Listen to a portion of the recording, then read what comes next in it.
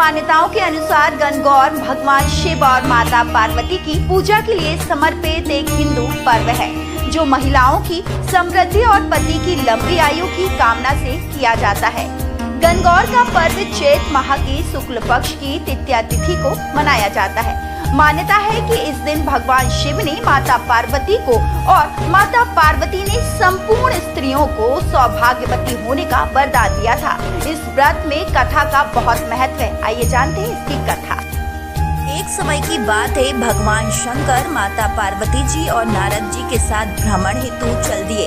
वे चलते चलते चैत्र शुक्ल तृतीया को एक गांव में पहुंचे। उनका आगमन सुनकर ग्राम की निर्धन स्त्रियों ने उनका स्वागत किया।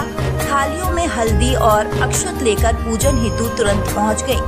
पार्वती जी ने उनकी पूजा भाव को समझकर सारा सुहाग रस उन पर छिड़क दिया। वे अटल सुहाग प्राप्ति कर लौटी।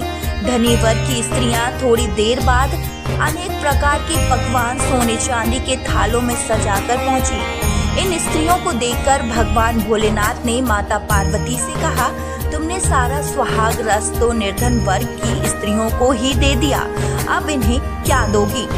माता पार्वती ने कहा कि प्राणनाथ, उन स्त्रियों को ऊपरी पदार्थों से बना रस दिया गया है, इसलिए उनका रस धोती से रहेगा, परंतु मैं इन धनी वर्ग की स्त्रियों को अपनी उंगली चीरकर रक्त का सुहाग रस दूंगी, जो मेरे समान सौभाग्यवती हो जाएंगी। जब इन स्त्रियों ने पूजन समाप्त कर लिया, तब माता ने अपनी उंगली चीरकर उस रक्त को उनके ऊपर छिड़क दिया। जिस पर जैसे छींटे पड़े, उसने वैसा ही सुहाग पा लिया। इसके बाद पार्वती जी अपने पति भगवान शंकर से आज्ञा लेकर नदी में स्नान करने चली गईं।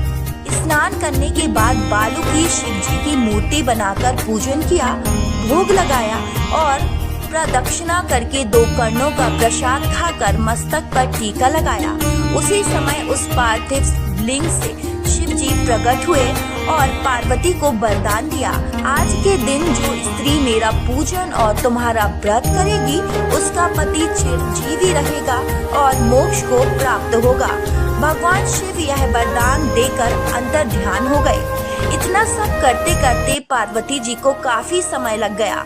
पार्वती जी नदी के तट से चलकर उस स्थान पर आईं, जहां पर भगवान शंकर जी व नारद जी को छोड़कर गई थी।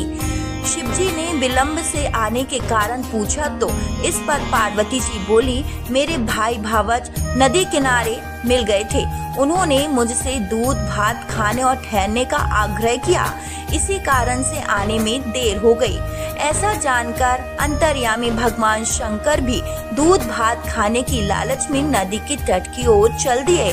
पार्वती जी ने मौन भाव से भगवान शिव जी का ही ध्यान करके प्रार्थना की, भगवान आप अपनी इस अनन्य दासी की लाज रखिए। प्रार्थना करते हुए पार्वती जी उनके पीछे पीछे चलने लगी। उन्हें दूर नदी तट पर माया का महल दिखाई दिया। वहाँ महल के अंदर शिव जी के साले और सरहज ने शिव पार्वती का स्वागत किया।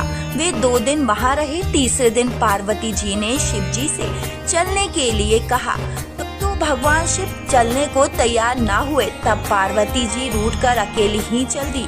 ऐसी परिस्थिति में भगवान शिव को भी पार्वती के साथ चलना पड़ा। नारद जी भी साथ चल दिए। चलते चलते भगवान शंकर बोले, मैं तुम्हारे मायके में अपनी माला भूल आया। माला लाने के लिए पार्वती जी तैयार हुई तो भगवान ने माता को ना भेजकर नारद जी को भेजा। वहां पहुंचने पर नारद जी को कोई महल नजर नहीं आया। वहां दूर दूर तक जंगल ही जंगल था। वहीं नारद जी को शिव जी की एक माला पेड़ पर टंगी दिखाई दी। नारद जी ने माला उतारी और शिव जी के पास पहुंचकर यात्रा कर कष्ट बताने लगे। शिव जी हंसकर कहने लगे, यह सब पार्वती की ही लीला है। इस पर पार्वती जी बोली, मैं किस योग्य हूँ, यह सब तो आपकी ही कृपा है।